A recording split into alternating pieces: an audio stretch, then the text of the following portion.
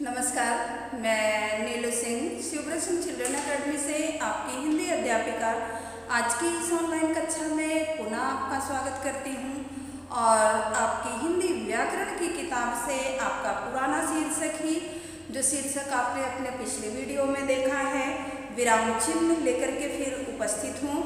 उसमें आपको हमने बताया था कि विराम चिन्ह कितने प्रकार के होते हैं। श्री कामता गुरु के अनुसार विराम चिन्हों की संख्या 20 मानी गई है, लेकिन आपके पाठ्यक्रम में 12 विराम चिन्ह दिए गए हैं जो आपको पढ़ने हैं। तो उसमें से हमने 6 विराम चिन्ह आपको पिछले वीडियो में ही पढ़ाया था। आज जो 6 बचे हुए विराम चिन्ह हैं उनके बारे में हम चर्चा करेंगे। तो सबसे पहले हम चलते हैं अपने उन बचे हुए विराम चिन्हों के बारे में जानते हैं। विराम चिन्ह के भेद।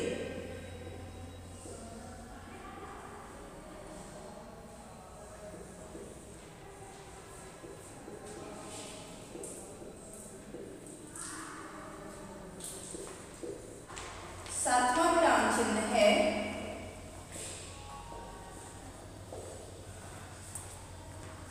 चिन्ह। इसका निशान है, इसका आकार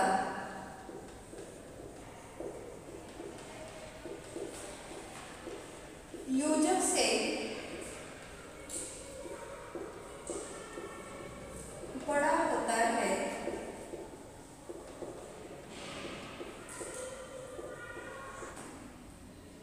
इसका प्रयोग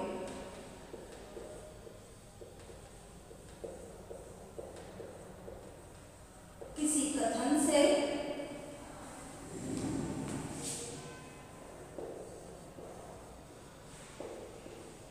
पहले तथा उदाहरण की ओर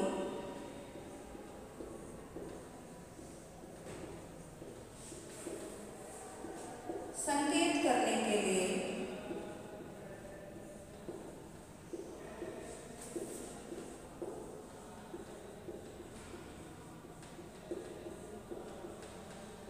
किया जाता है।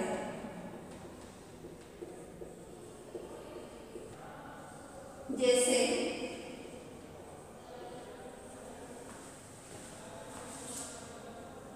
माँ कहती हैं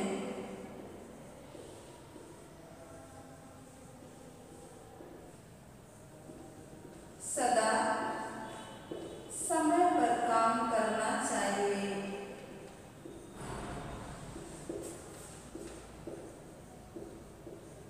काम करना चाहिए। आठवां है विवरण चिन्ह।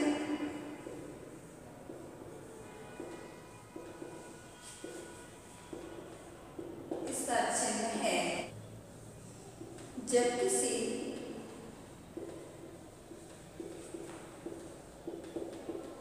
बात का उत्तर या उदाहरण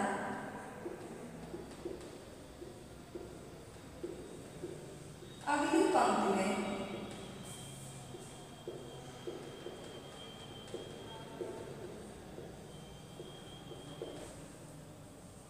देना हो तो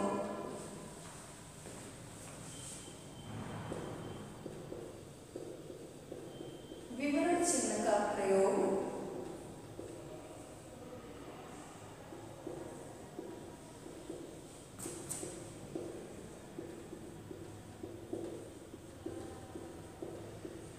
किया जाता है।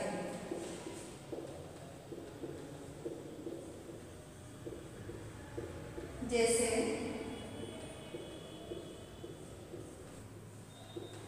संज्ञा के 3 भेद होते हैं।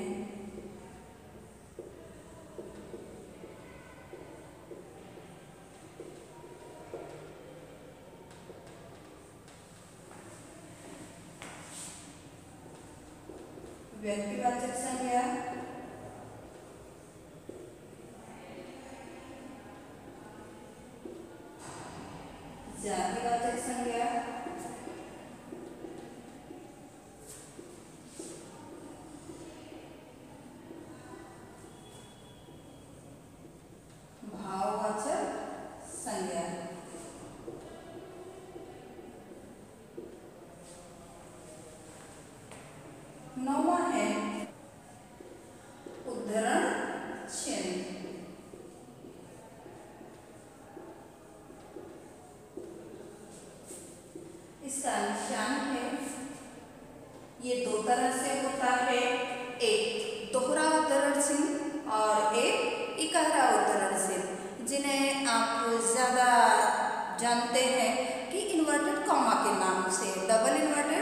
या सिंगली वर्डेड।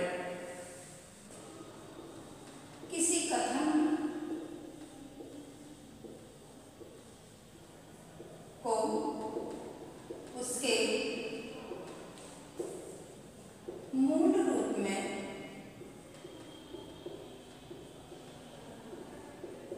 उद्धृत करने के लिए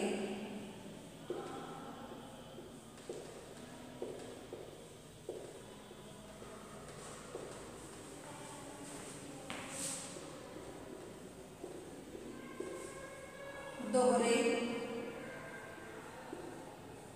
उद्धरण चिन्ह का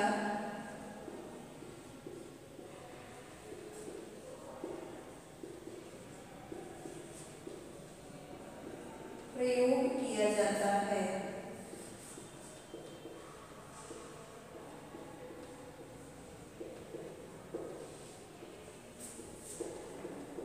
जैसे अंग्रेजों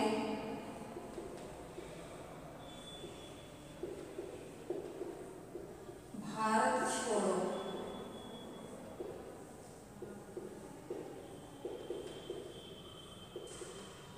महात्मा गांधी। यानी यह कथन किसका है? महात्मा गांधी का। किसी लेखक का उपनाम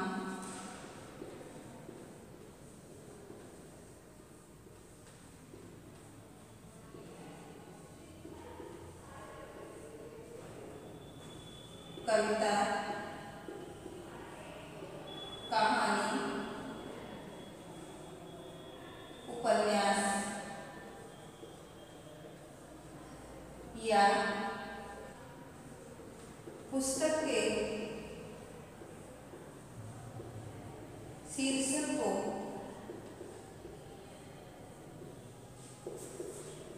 इकहरे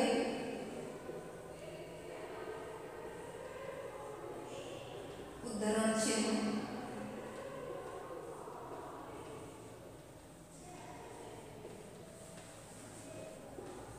में दर्शाया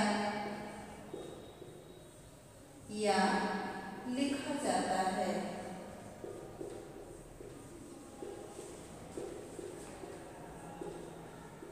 जैसे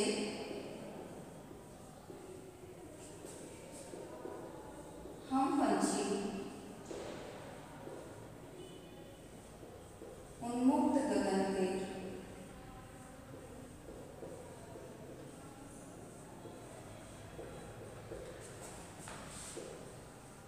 कविता के कवि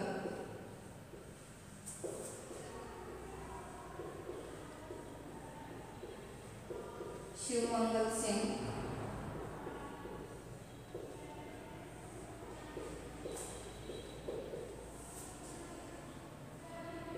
सुमन हैं या निर्मला प्रेमचंद का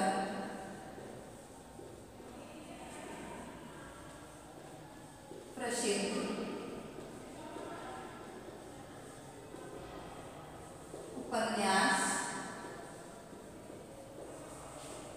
है। इस तरह से आपने 7वां चिन्ह पढ़ा, निर्देशक चिन्ह। इसका आकार जो होता है वो योजक से थोड़ा बड़ा होता है। इसका प्रयोग किसी कथन से पहले या फिर उदाहरण की ओर यानी तरफ, उदाहरण की तरफ संकेत करने के लिए किया जाता है। जैसे उदाहरण आपको दिया गया है, माँ कहती हैं, माँ कहती हैं, यानी ये माँ का निर्देश है। क्या कहती है? कि सदा समय पर काम करना चाहिए। 8वां विराम चिन्ह है विवरण चिन्ह। उसका चिन्ह है 2 डॉट के बाद एक पाइप। कि जब किसी बात का उत्तर या उदाहरण, जब किसी बात का उत्तर या उदाहरण अगली पंक्ति में देना होता है तो हम विवरण चिन्ह का प्रयोग करते हैं। जैसे उदाहरण दिया गया है आपको कि संज्ञा के 3 भेद होते हैं। संज्ञा के 3 भेद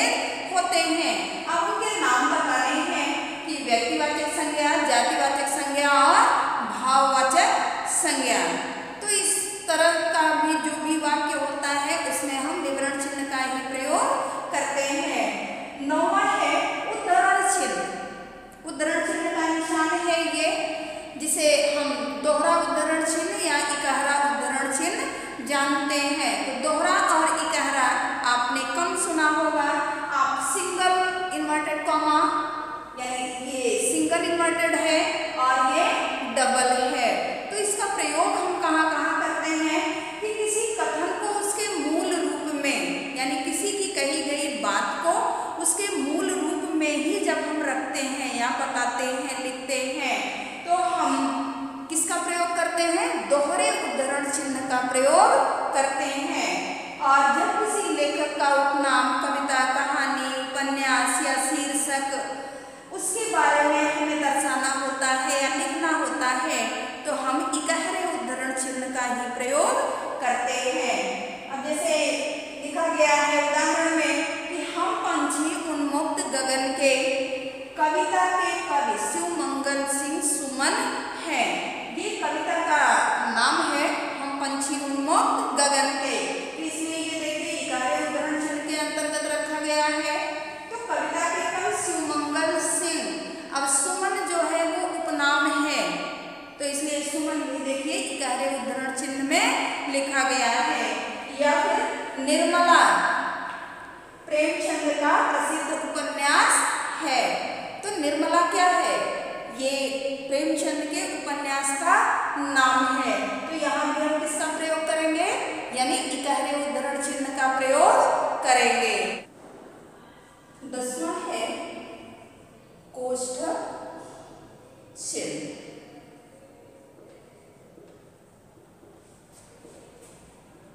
इसका निशान है, इसका प्रयोग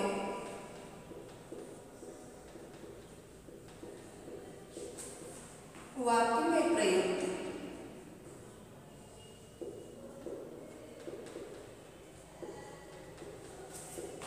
शब्द का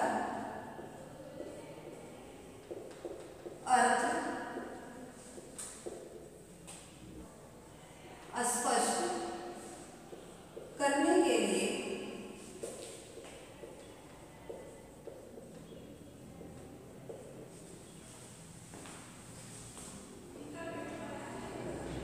किया जाता है। जैसे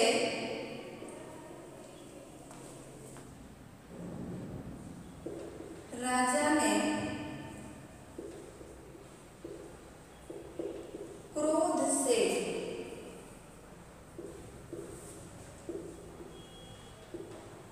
कहा, अपराधी को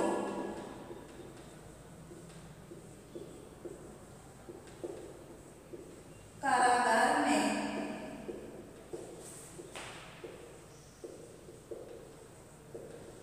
डाल दिया जाए।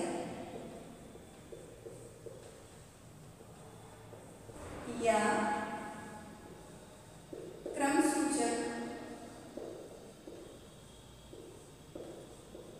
अक्षरों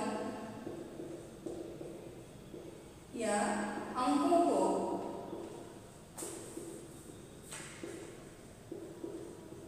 दर्शाने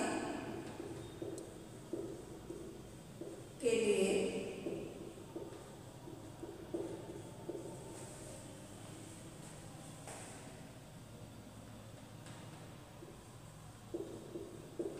जैसे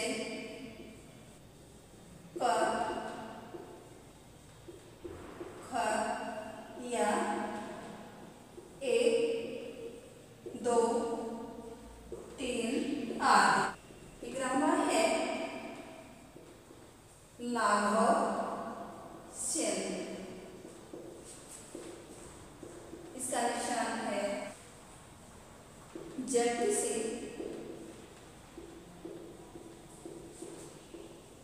शब्द को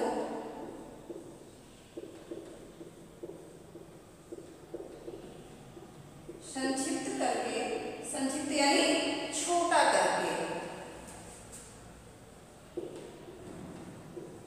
करके लिखा जाता है,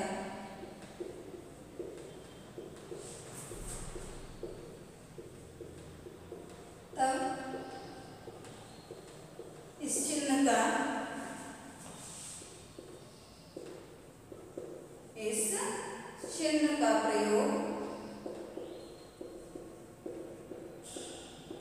किया जाता है।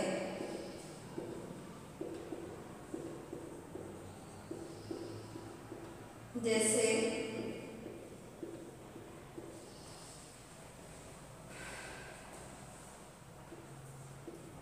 उत्तर प्रदेश या मध्य प्रदेश या डॉक्टर या पंडित या मुंशी।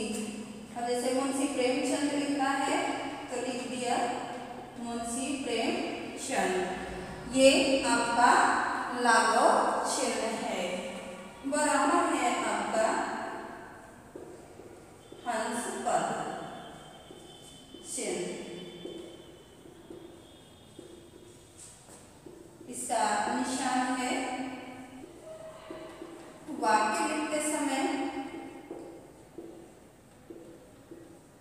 वाक्य लिखते समय कोई शब्द गलती से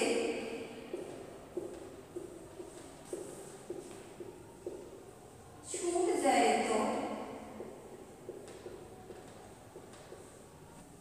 उसे लिखने के लिए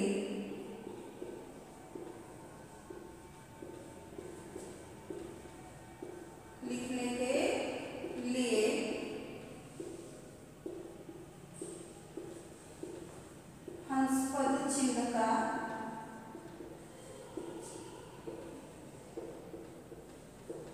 प्रयोग किया जाता है।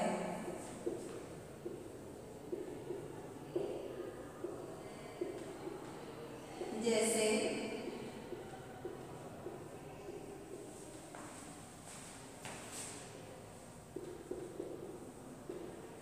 चांदनी रात में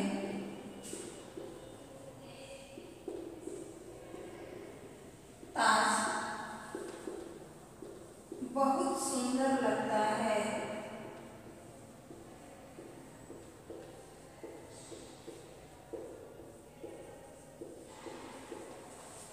अब इस वाक्य में आप देखेंगे कि कुछ छूट गया है कि चांदनी रात में ताज महल होना चाहिए था। यहाँ पर ताज नहीं, ताज के तो कई अर्थ हैं। तो चांदनी रात में ताज महल बहुत सुंदर लगता है। अब इस शब्द को पूरा करने के लिए हम यहाँ पर हंसपद चिन्ह का प्रयोग करेंगे और महल शब्द यहाँ पर लिख देंगे। अब जाकर के हमारा वाक्य जो होगा वो पूरा हो जाएगा कि चांदनी रात में ताजमहल बहुत सुंदर लगता है। या दूसरा उदाहरण, कल हमारे का वार्षिक समारोह है।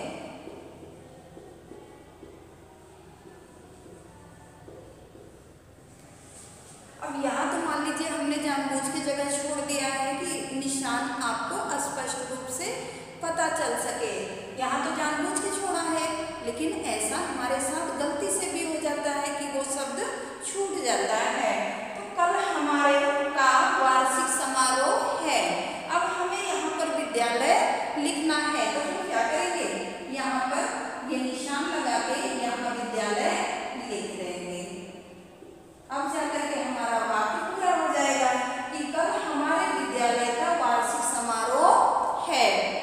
तो आपने 10वां पढ़ा अपना कोष्ठक चिन्ह कि जब हम इसका प्रयोग वाक्य में प्रयुक्त जो शब्द होता है उसके अर्थ को स्पष्ट करने के लिए इसका प्रयोग करते हैं। जैसे नाटक के पात्रों के भावों को भी स्पष्ट करने के लिए अब राजा ने क्रोध से, क्रोध को हमें विशेष रूप से बताना है, इसके अर्थ को स्पष्ट करना है। तो इसलिए क्रोध कहाँ लिख दिया गया, ब्रैकेट में यानी कोष्ठक में। राजा ने क्रोध से कहा अपराधी को कारागार में डाल दिया जाए। अब राजा के क्रोध को विशेष रूप से दर्शाना है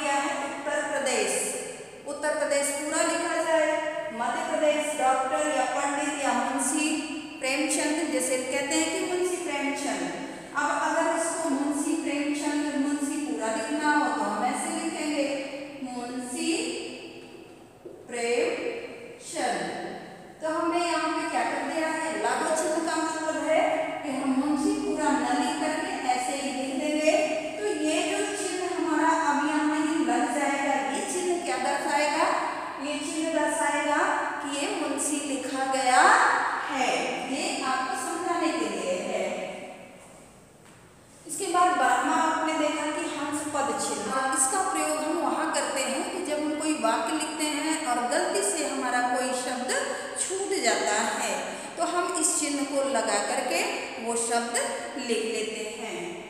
चांदनी रात में ताज बहुत सुंदर लगता है। अब यहाँ महल नहीं लिखा था हमने, तो क्या कर दिया, इस निशान को लगा करके हमने महल लिख दिया। अब हमारा वाक्य ही पूरा हो गया। या फिर कल हमारे गाँव वार्षिक समारोह है, विद्यालय लिखना भूल गई मैं, तो इस चिन्ह का प्रयोग करके हम उस छूटे हुए शब्द को लिख करके अपना वाक्य पूरा कर सकते हैं। तो इस तरह से आपका पाठ विराम चिन्ह पूरा हुआ। आपने अपने पाठ्यक्रम के अंतर्गत आने वाले 12 विराम चिन्हों के बारे में जाना। आप अपनी किताब अपने साथ अवश्य रखिएगा। जब भी इस वीडियो को देखिए, वीडियो देखते समय आपके पास आपकी अपनी विषय वस्तु से संबंधित चीज़ें जरूर होनी चाहिए। कॉपी पेन हो, किताब हो, क्योंकि वीडियो एक ऐसा प्लेटफॉर्म है जहां आप अपनी शंकाओं का समाधान करते हैं बेटा। ऐसा नहीं कि वीडियो से ही सब कुछ हो जाता है, वीडियो से सब कुछ नहीं होता है। आप अपनी किताब का अध्ययन जरूर करिए। जितनी ज़्यादा किताब पढ़ने की आप में आदत आएगी उतना ही आपका ज्ञान बढ़ेगा, पढ़ने की क्षमता भी आपकी बढ़ती जाएगी। तो अगले वीडियो में हम अपनी किताब के एक नए शीर्षक के साथ पुनः आपके सामने उपस्थित होंगे। और घर पर रहिए, स्वस्थ रहिए, पढ़ाई में मन लगाइए। तब तक के लिए धन्यवाद।